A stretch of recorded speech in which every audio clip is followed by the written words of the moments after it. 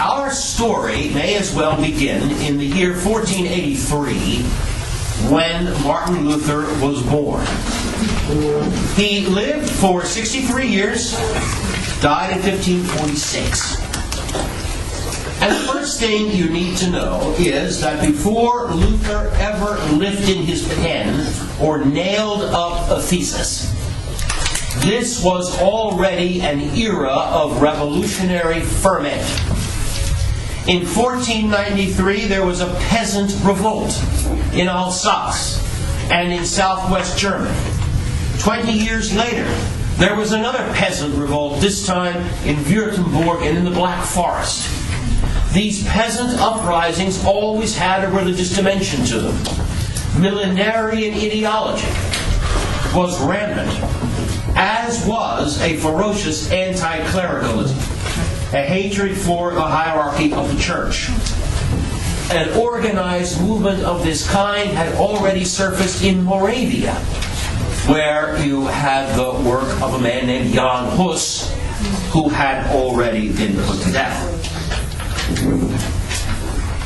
In 1501, Luther was 18, and he entered an Augustinian school in the town of Erfurt. 4 years later, he became a monk. 1505, after 4 years in this school, he became a monk. And it's an interesting year, 1501, because it's just about 50 years since the printing press had been invented. Now, oftentimes, stories of the Reformation begin with the allegation that publishing, certainly religious publishing, was virtually unknown until Luther translated the Bible, and then scripture reading and so on and so forth. This is nonsense. In the years since 1445, over 1,000 publishing houses had been opened in Europe. They had published 33,000 titles.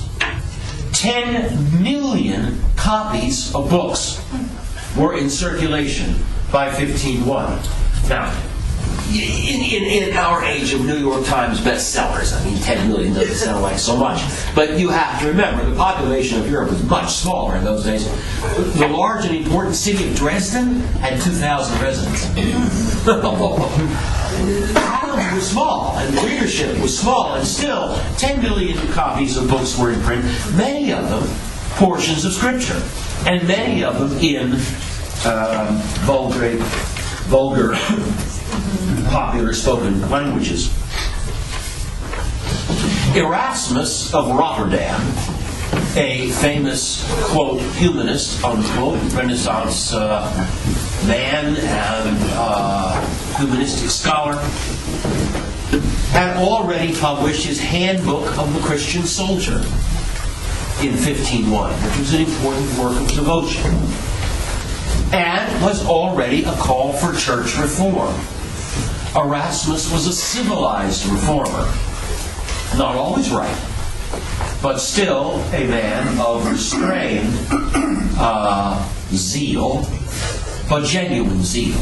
Luther was another story. All right. He's a monk as of 1505. 2 years later, in 1507, Luther was ordained. He was 24 years old, and he goes to study in the college at Wittenberg. Now, I need to say something at this point about Luther's education. Because he was a member of an Augustinian order of monks, he was, of course, exposed to the writings of Blessed Augustine, Bishop of Hippo in North Africa in the 5th century A.D.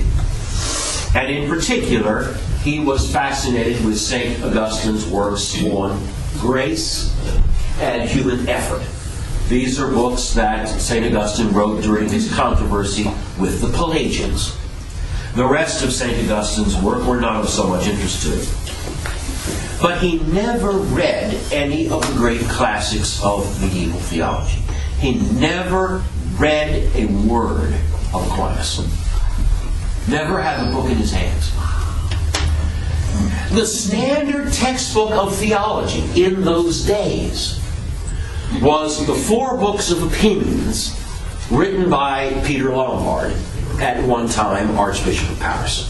Peter the Lombard, early 12th century Archbishop of Paris, wrote what was the standard textbook.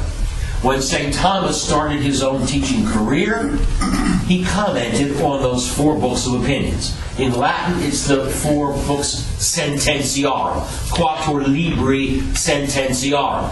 And because English translators are absurdly lazy, that book has come over to us as the 4 books of the sentences. Sentences? Give me a break. What book is the book of sentences? Sententia in Latin meant an opinion. What he did was collect points disputed among the followers of the church and resolve them to the best of his ability. And then the next probably 10 generations of theological masters commented on that textbook. Luther never read it. He never had it in his hands. The only work he knew was a commentary on the 4 books of the sentences, not the original text. And this commentary was not written by anybody famous, at least not famous until after the Reformation. Namely, a man named Gabriel Biel, B-I-E-L, Gabriel Biel, commentary on Peter Lombard. And the main tendency of that work was its nominalism. Now, the importance of nominalistic thinking for the Reformation is one that I hope to get to a little bit later when I finish with this chronological survey.